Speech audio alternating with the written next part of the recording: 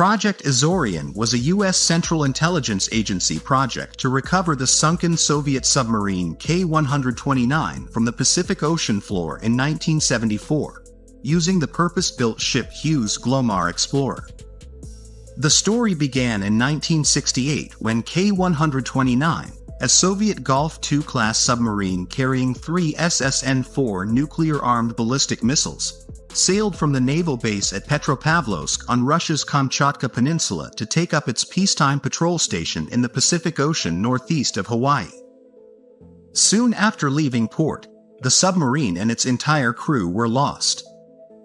After the Soviets abandoned their extensive search efforts, the U.S. located the submarine about 1,800 miles northwest of Hawaii on the ocean floor 16,500 feet below. Recognizing the immense value of the intelligence on Soviet strategic capabilities that would be gained if the submarine were recovered, the CIA agreed to lead such a recovery effort with support from the Department of Defense.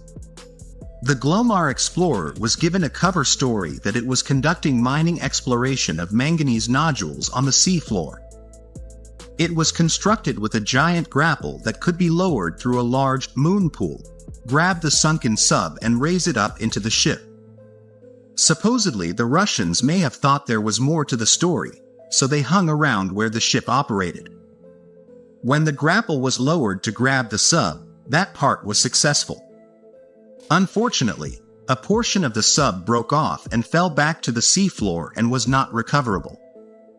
The project is pretty amazing from the standpoint of the short time frame from when the sub sank. The U.S. figured out where it was, proposed a plan to get the sub, and as a great intelligence coup, build and ship and actually come home with a part of the sub, a span of about 6 years. Whether the intelligence gained was worth it or not is likely still a big secret. Some crew members, all deceased, from K-129 were found in the wreck. Due to radioactive contamination, the U.S. buried them at sea in a steel container. The burial was filmed and provided to the Soviets. There was a documentary done in 2010 about the project and K-129, but most everything related to this project remains highly classified.